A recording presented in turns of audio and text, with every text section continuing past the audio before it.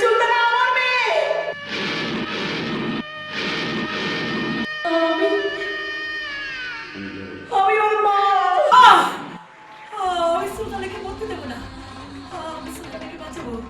হ্যাঁ হ্যাঁ, আমি সুলতানাকে বাঁচাবো। আমি সুলতানাকে বাঁচাবো।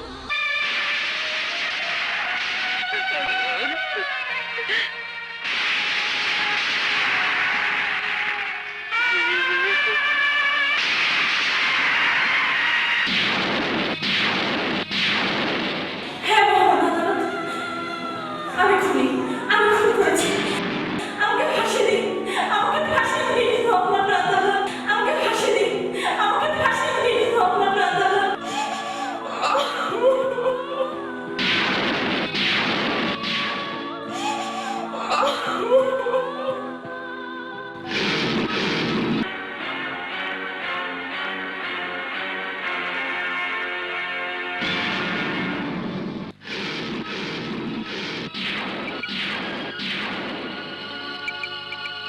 আজকের মতো আদালত এখানেই মুলতবি করে রাখলাম।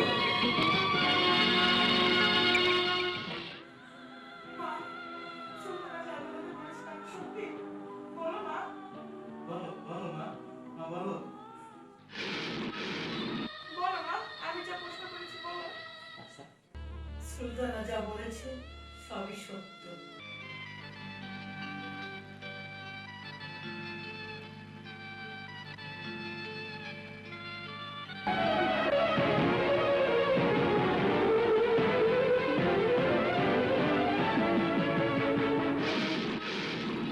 এই যে আমাকে দেখছিস, 20 বছর ধরে আমি জ্যান্ত লাশ হয়ে আছি।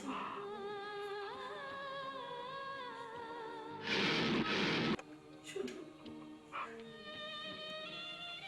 শুধু তোদের মুখের দিকে তাকিয়ে আমি জ্যান্ত লাশ হয়ে আছি। আমি জ্যান্ত লাশ হয়ে আছি, লাশ হয়ে আছি। মামা এই দেখেন সারান কি লিখছে।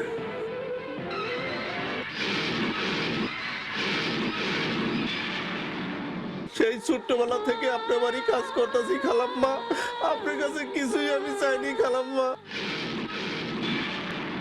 আপনার সুলতানাকে বাঁচান খালাম্মা। আপনি সুলতানাকে বাঁচান খালাম্মা, আপনি সুলতানাকে বাঁচান। সুলতানাকে বাঁচাতে হবে। হ্যাঁ মা, হ্যাঁ সুলতানকে বাঁচাতে হবে। বাঁচালাম মা, আপনি সুলতানকে বাঁচান। না, আমি সুলতানাকে বলতে দেবো না। আমি সুলতানাকে বাঁচাবো। হ্যাঁ হ্যাঁ, আমি সুলতানাকে বাঁচাবো। আমি সুলতানাকে বাঁচাবো। আমি সুলতানাকে বাঁচাবো।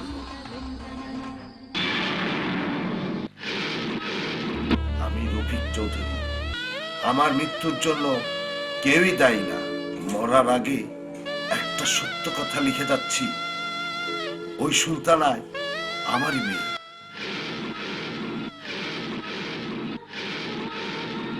আয়েশা, তুমি আমাকে ক্ষমা করে দিও, আর সুলতানাকে আমাদের সন্তানের স্বীকৃতি দিও।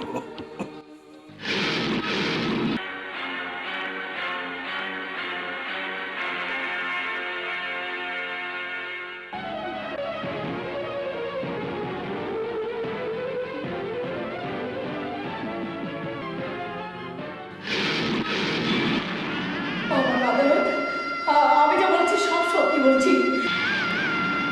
ওই সুলতানা আমার মেয়ে।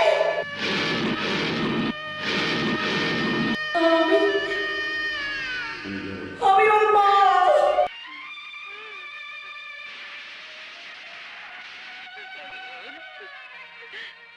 সকল সাক্ষী প্রমাণের ভিত্তিতে আদালত এই সিদ্ধান্তে উপনীত হল, আসামি সুলতানাকে বেকসুর খালাস প্রদান করল।